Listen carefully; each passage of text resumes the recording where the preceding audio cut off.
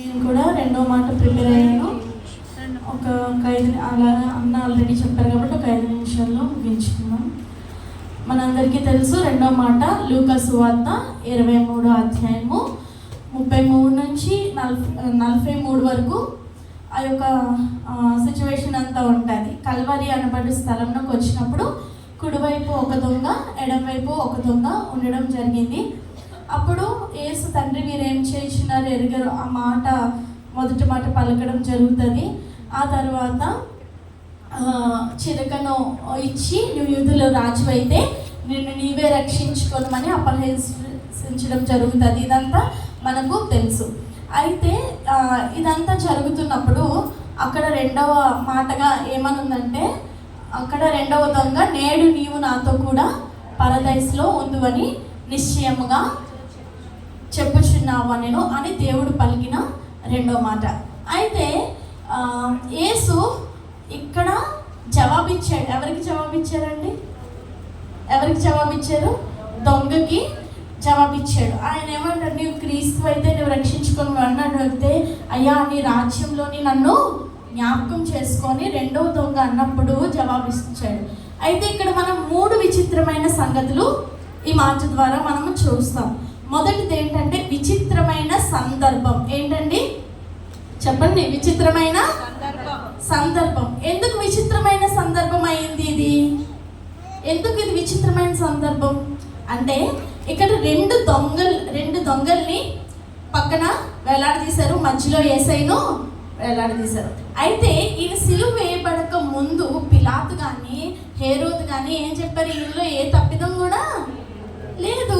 కానీ ఆ 2 దొంగలైతే చాలా పాపాలు చేశారు. సిలువ వేయటకు వాళ్ళు యోగ్యులు, అర్హులు. కానీ ఈయన మాత్రం ఏ తప్పిదమో చేయలేదు. కాబట్టి ఇది ఒక విచిత్రమైన సందర్భం. అయితే ఇది ఒక యాక్సిడెంటల్గా జరగలేదండి. ఏదో సడన్గా యేసయ్యను సిలువ వేసేయలేదు, ఏదో ఒక పర్టికులర్గా జరగలేదు.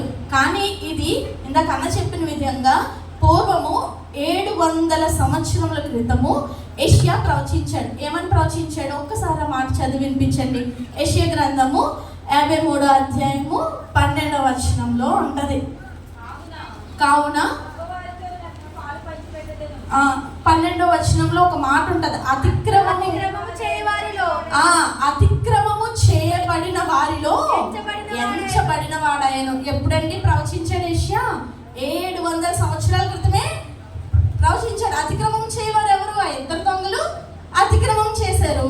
అతిక్రమము చేయబడిన వారిలో ఎంచబడిన వాడాయను. ఇప్పుడు ఏమైంది? ఆ 2 దొంగలు అతిక్రమములు చేసిన వారితో కూడా యేసు ప్రభు ఏమయ్యాడు? ఎంచబడిన వాడయ్యాడు. అంటే ఒక దొంగగా అతన్ని సిలువ వేశారు. ఎటువంటి పాపం చేయలేదు, అసలు ఏ పాపం చేయలేదు. నీకు నాకు రక్షణ ఇవ్వడానికి ఆయన సిలువ వేయబడ్డాడు. ఆ రోజుల్లో సిలువ ఎలాంటి వాళ్ళకి వేసేవారంటే భయంకరమైన దొంగతనం లేదా భయంకరమైన పాపం చేస్తూ జంతువుల కన్నా హీనంగా చూసే మనుషులకు హేళన చేయడానికి సిలువ వేసేవారంట. అయితే ఇది ఒక విచిత్రమైన సందర్భంగా మనం ఎందుకన్నామంటే, ఆయన ఏ పాపం చేయలేదు, కానీ ఆయనను ఆ 2 దొంగల మధ్య ఒక సిలువను ఆయనకు అప్పగించారు. రెండవదిగా చూస్తే విచిత్రమైన విజ్ఞాపన. ఏంటండి చెప్పండి? విచిత్రమైన విజ్ఞాపన అని ఎందుకు అన్నామంటే, అక్కడ అధికారులు అన్నారు యేసు ప్రభుతో, నువ్వు క్రీస్తు అయితే నువ్వు రక్షించుకో. సైనికులు అన్నారు, నువ్వు యూదులకు రాజు కదా, నువ్వు రక్షించుకో అన్నారు. మార్గంలో జనులందరూ నువ్వు దేవుని కుమారుని కదా, నువ్వు రక్షించుకో. ఇప్పటి వరకు కొన్ని అద్భుత కార్యాలు చేసావు, స్వస్థతలు చేసావు, చనిపోయిన వారిని లేపవు, నువ్వు అన్నీ చేయగలవు కదా, నువ్వు రక్షించుకో అని అపహసించారు. అయితే ఇక్కడ ఏంటంటే మత్తయి సువార్త 27వ అధ్యాయంలో ఉంటుంది, చదవద్దు కానీ బందిపోటు దొంగలు కూడా అపహసించారు, అంటే హేళన చేశారు. హేళన చేసినప్పుడు అప్పుడు ఈ దొంగ గ్రహించాడు. అపహసిస్తూనే ఏమంటే యేసు ప్రభుని పొగుడుతూ ఉన్నారు, నువ్వు స్వస్థతలు చేసావు కదా, నువ్వు రక్షించావు కదా, నువ్వు చనిపోయిన వారిని లేపావు కదా. ఆయన చేసిన అద్భుత కార్యాలు అన్నీ కూడా ఏం చేస్తున్నారండి? ఆయన హేళన చేస్తూనే ప్రకటిస్తుంటే అప్పుడు దొంగ గ్రహించాడు, ఆహా ఈయన సామాన్య వ్యక్తి కాదు, ఈయనలో ఏదో ఉంది అని చెప్పి. ఇప్పుడు హాస్పిటల్లో ఐసీయూ ఉందండి, ఐసీయూలో పేషెంట్స్ ఉన్నారు. అక్కడ పేషెంట్ ఉన్నాడు అనుకోండి, అక్కడ పేషెంట్ ఉన్నాడు. పేషెంట్ ఎవరిని రక్షించమని అడుగుతాడు? డాక్టర్ని అడుగుతాడు, లేదా నర్స్ని అడుగుతాడు, అక్కడ స్టాఫ్ని అడుగుతాడు, పక్కన ఉన్న పేషెంట్ని అడుగుతాడా అండి? కానీ ఇక్కడ ఏంటి, ఇక్కడ చూసుకుంటే యేసుప్రభు కూడా దొంగలాగా సిలువ వేయబడిన దొంగని ఏమడుగుతున్నాడు? నేను నన్ను జ్ఞాపకం చేసుకొని, రాజ్యంలో నన్ను జ్ఞాపకం చేసుకొని అడుగుతున్నాడు. ఇక్కడ చూస్తే అక్కడ దొంగ ఎవరిని రిక్వెస్ట్ చేయాలి? సైనికుని రిక్వెస్ట్ చేయాలి. అయ్యా నేను తప్పు చేశాను, నన్ను వదిలే. అక్కడ కొరడాలతో కొడుతున్నావని రిక్వెస్ట్ చేయాలి. కానీ దొంగ ఎవరిని రిక్వెస్ట్ చేస్తున్నాడు? పక్కనున్న యేసు ప్రభుని అడుగుతున్నాడు, నీ రాజ్యంలో నన్ను జ్ఞాపకం చేసుకో. ఎందుకు ఆ తలంపు కలిగింది ఆ దొంగకి? ఎప్పుడైనా మనం ఆలోచించామా? అప్పటి వరకు నిందించాడు. ఇద్దరు దొంగలు కూడా యేసు ప్రభుని చూసి నవ్వుతున్నారు, హేళన చేశారు. కానీ సడన్ గా రెండో దొంగకి ఎందుకు అక్కడ మార్మన్స్ కలిగిందని ఆలోచిస్తే 3 విషయాలండి. ఆయన సాక్ష్యం. ఏంటండి? ఆయన సాక్ష్యం. అక్కడ హేళన చేస్తూనే, మాట్లాడుతూనే ఆయన గురించి సాక్ష్యము అందరూ కూడా పలికారు. రెండవది చూస్తే సువార్త. సువార్త అంటే పిలాతు కోపంగా రాయించాడో ఆగ్రహంగా రాయించాడో అక్కడ ఒక మాట రాయించాడు సిలువ మీద. మనందరికీ తెలుసు, చెప్పండి ఏమని రాయించాడు? నజరేయుడైన యేసు. అక్కడ ఇంగ్లీష్ లో ఒక మాట ఉంటది, ఏమని ఉంటది? INRI. అది 3 లాంగ్వేజెస్ లో రాశారట, 3 భాషల్లో రాశారట. అంటే అక్కడ తిరుగుతున్న ప్రజలు 3 ప్రాంతాలకు చెందిన వారంట. సో ఆయనను హేళన చేయడానికి రాసిన మాట అది సువార్తగా మార్చబడాలి. అది INRI అంటే, I అంటే ఈసస్, N అంటే నజరేనియస్, R అంటే రెక్స్, I అంటే ఇడూరియం. అంటే నజరేతుకు చెందిన యూదుల రాజు అని రాశారు. రాసినప్పుడు ఆ 3 ప్రాంతాల్లో వెళ్తున్నప్పుడు ఆ పదం చదవాలని రాశారంట. అప్పుడు అక్కడ ఉన్న వాళ్ళు అన్నారంట, ఏంటి పిలాతుతో అన్నారంట, యూదుల రాజుగా చెప్పబడినవాడు అని రాద్దామంటే, లేదు నేను చెప్పినట్టే రాయండి. అంటే అక్కడ ఏమైందండి? సువార్త అందించబడినది. ఆయన యూదుల రాజు అని సువార్త అందించబడినది. దొంగ ఎందుకు మార్మన్స్ పొందాడండి? మొదటిగా చూస్తే ఆయన సాక్ష్యము ద్వారా, రెండవది సువార్త ద్వారా, మూడవది చూస్తే సహవాసము. ఎవరితో సహవాసం చేశాడు యేసుప్రభు సిలువ మీద ఉన్నప్పుడు? తండ్రితో సహవాసం చేస్తూ ఉన్నాడు. తండ్రి నిశ్చితమైతే పాత్రను నా యొద్ద నుంచి తొలగి, అలా తండ్రితో మాట్లాడుతూనే ఉన్నాడు. ఆ మాటలు విన్నప్పుడు ఈయన అనుకున్నాడు, ఆ సహవాసాన్ని చూసి దొంగ మార్పు చెందాడు. మార్పు చెందినప్పుడు ఆ దొంగలో ఏం కలిగిందండి? పశ్చాత్తాపము కలిగింది. అందుకే లోకాసు వార్త 23:40లో ఉంటాడు.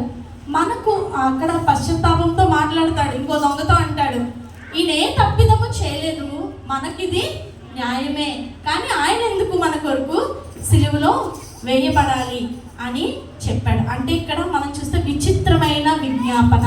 అప్పుడు వరకు యేసుప్రభుని దూషిస్తున్న దొంగ ఇక్కడ ఏం చేస్తున్నాడంటే విచిత్రమైన విజ్ఞాపన చేస్తున్నాడు. ఇద్దరు దొంగలు అక్కడే ఉన్నారు, కానీ ఒక్క దొంగే అక్కడ మారు మనసు పొందగలిగాడు. ఇందాక అన్న చెప్పినాం. ఇంకొక దొంగ మాత్రం అవకాశాన్ని పోగొట్టుకున్నాడు. ఇంకా చూస్తే మూడవదిగా చూస్తే విచిత్రమైన సమాధానము. ఏంటండి? విచిత్రమైన సమాధానం. నేను ఎన్ని పదాలు చెప్పాను ఇప్పటికీ? రెండో మాట కోసం. ఒకటి విచిత్రమైన సందర్భము, రెండవది విచిత్రమైన విజ్ఞాపన, మూడవది విచిత్రమైన సమాధానము పొందుట. అని ఎక్స్పెక్ట్ చేస్తాడండి దొంగ ఆ మాట అంటాడని, నేడు నీవు నాతో కూడా పరదేశంలో ఉందువు అన్న మాట అంటాడని ఎక్స్పెక్ట్ చేస్తాడా? చేసి ఉంటాడా? అప్పటి వరకు చాలా పాపాలు చేశాడు, కానీ చాలా అదృష్టవంతుడు కదండి ఆ దొంగ. అప్పటి వరకు పాపాలు చేశాడు. ఈ రోజుల్లో మనము కూడా ఈ లోకంలో బ్రతుకుతున్నామంటే ఇది శాశ్వతము కాదు. ఏదో ఒక రోజులు పరలోక రాజ్యానికి వెళ్ళాలి. దానికోసమే మన ప్రయాస అంతా, మన తపన అంతా. కానీ మనం అలా ఉండలేకపోతూ ఉన్నాము. మనకు ఆ రాజ్యం వస్తుందో కూడా లేదో మనకు తెలియదు. కానీ ఈ దొంగకైతే ఒక్క నిమిషంలో రక్షించబడ్డాడు.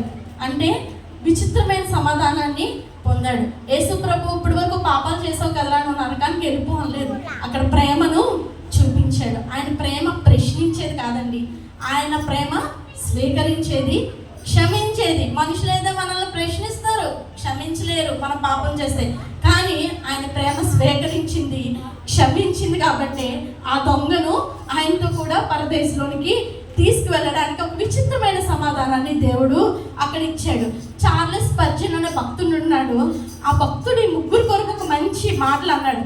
ఆ ముగ్గురు వ్యక్తుల్ని ఏమని అన్నాడంటే, ఒక అతను డై ఫర్ సిన్ అంట, ఏంటి పాపం కొరకు ఒక అతను మరణించాడు. ఒక అతను డై విత్ సిన్, పాపంతో దొంగ చనిపోయాడు. ఒక అతను డై టు సిన్ అంటే పాపం నుంచి విడుదల పొంది మరణించాడు. ఇంకొక మాట కూడా అన్నాడు అదే చార్లెస్ స్పర్జన్, ఏమన్నాడంటే dying saviour, dying saint, dying sinner.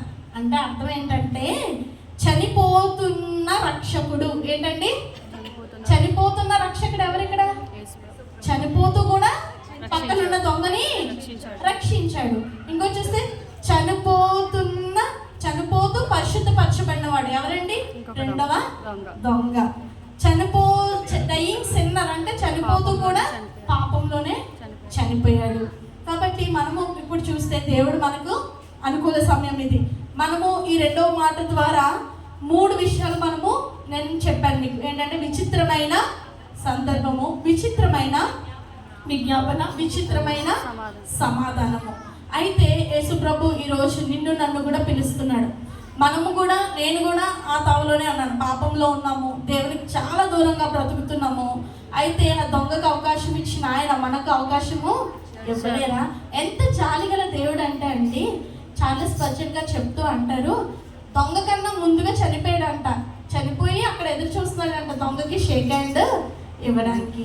అయితే మనకు కూడా మనం చనిపోయాక ఆయన రాజ్యంలో ఆయనతో కూడా సంతోషంగా ఉండడానికి ఆయన ఎదురు చూస్తున్నాడు. కానీ మనం ఈ లోకంలోనే ఎంతకాలమో ఈ లోక పాపంతోనే మనమందరం కూడా ఏం చేస్తున్నాము? దేవునికి చాలా దూరం అయిపోతున్నాము. కానీ ఆ దొంగని చూసి మనము చాలా విషయాలు నేర్చుకోవచ్చు. ఒక క్షణంలో దేవుని యొక్క గొప్పతనాన్ని గ్రహించాడు, ఆయన రక్షించేవాడని గ్రహించాడు, ఆయన ప్రేమను గ్రహించాడు. ఈరోజు నువ్వు నేను కూడా చాలా పాపంలో బ్రతుకుతున్నాము, ఆయన ప్రేమను గ్రహించలేకపోతున్నాం. అంత భక్తి తెలిసినా సరే ఆయనతో సహవాసము మనము చేయలేకపోతున్నాం. నేను ప్రశ్నించుకుంటాను, నేను దేవునికి చాలా దూరంగా ఉన్నాను. మనం కూడా అందరం కూడా ప్రశ్నించుకుంటే ఈ లోకంలో మనము లోకంతో పయనం చేస్తున్నాము, దేవుణ్ణి విడిచిపెడుతున్నాము. కానీ యేసయ్య ఈ రోజు మనల్ని పిలుస్తున్నాడు. మళ్ళీ తప్పిపోయిన కుమారుడు ఏమయ్యాడండి? తప్పిపోయాడు. మళ్ళీ వస్తే తండ్రి కొట్టేశాడా? మంచి విందు చేశాడు, స్వీకరించాడు. ఈరోజు నువ్వు నేను కూడా దేవుళ్ళు తప్పిపోయాం, కానీ ఆయన మనల్ని పిలుస్తున్నాడు, ఆయన స్వీకరిస్తాడు, మనల్ని క్షమిస్తాడు, మనల్ని వాడుకుంటాడు, మనల్ని అదే ఆశీర్వాదంతో నింపుతాడు. ఒక్క నిమిషం ప్రార్థన చేసుకుందామా? ఒక్కసారి అడుగుదామా? అయ్యా, నేడు నీవు నాతో కూడా పరదేశంలో ఉండు అని ఒక మంచి స్టేట్మెంట్ ఆ దొంగకి ఇచ్చావయ్యా. అయ్యా, నేను కూడా నాయన ఈ లోకంతో సహవాసం చేస్తున్నాను, నిన్ను విడిచిపెట్టను అయ్యా. అయ్యా, సాతాను నన్ను చాలా లోకంలోకి దేవా నెట్టివేస్తుంది అయ్యా. దేవా, పాపంతో నేను తలంపులు ఉన్నాయి, నీకు దూరంగా నన్ను చేస్తున్నాడు అయ్యా. ఆ దొంగ ఎలా అయితే నిన్ను ప్రభా విచిత్రమైన సందర్భంలో విచిత్రమైన విజ్ఞాపన చేసి విచిత్రమైన దేవా సమాధానాన్ని పొందాడు అయ్యా, నీ దగ్గర నుంచి కూడా ప్రభా మేము అలాంటి సమాధానం పొందాలి, మా జీవితాన్ని మేము మార్చుకోవాలి. ఒక్కసారి అడుగుదామా? ఒక్క మాట. అయ్యా, ఈ పరిస్థితుల నుంచి మాకు విడుదల కలిగించేయి అయ్యా. దేవ, పూర్వపు స్థితి మాకు దయచేయి, నూతన ఆత్మతో మమ్మల్ని నింపండి, మా పాపాల నుంచి విడుదల కలిగించండి. అడుగుదామా? అయ్యా, నీకు మాట ఇస్తాం ప్రభా. అయ్యా దేవా, నువ్వు గొప్ప దేవుడు, మమ్మల్ని ప్రేమించగల దేవుడు, ఎన్నిసార్లు తప్పు చేసినా మమ్మల్ని క్షమించగల దేవుడు. మనుషులైతే మమ్మల్ని క్షమించలేరు, మమ్మల్ని స్వీకరించలేరు అయ్యా. నువ్వైతే ప్రభా మమ్మల్ని క్షమించగలవు, మమ్మల్ని స్వీకరించగలవు ప్రభా. అయ్యా దేవా, ఆ దొంగకి నువ్వు ఇచ్చిన గొప్ప రక్షణ మాకు ఇవ్వండి ప్రభా. అయ్యా, మాకు ఇవ్వండి ప్రభా అని అడుగుతాం. హల్లెలూయా. అయ్యా దేవా, సహాయం చేయండి. లోకమే నన్ను పిలచినా, లోకాశలే నన్ను లాగినా, లోకమే నన్ను పిలచినా, లోకాశలే నన్ను లాగినా, యేసు మాట ఇస్తున్నా, పాపంతో చేరను, నీ సాక్షి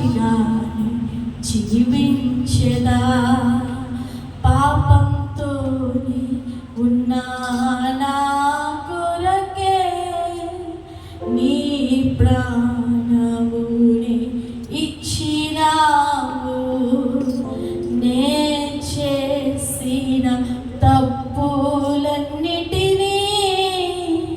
నీవు క్షమించినావుగా. అయ్యా మేము పాపంతో ఉంటుండగా ప్రభా, అయ్యా మా తప్పులన్నీ క్షమించిన దేవుడు ప్రభా.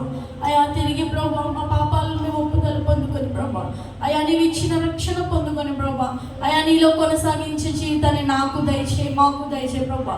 దొంగ వల్లే ప్రభా నీ రాజ్యానికి వారసులు అవడానికి ప్రభా, ఈ లోకాశల కొరకు మేము లోకం కొరకు పరిగెట్టుకున్నాం ప్రభా. అయ్యా నీ రాజ్యం కొరకు పరిగెట్టడానికి మా అందరికీ జ్ఞానాన్ని ఇవ్వండి ప్రభా. దేవాత్మీయ జీవితాలతో ప్రభా మమ్మల్ని నింపండి ప్రభా, నింపండి. లోకం నుంచి మాకు విడుదల కలుగ చేయమని వేడుకుంటూ ప్రార్థన చేసి ఉన్నత పరిశుద్ధ నామంలో వేడుకుంటున్నాను తండ్రి. ఆమేన్.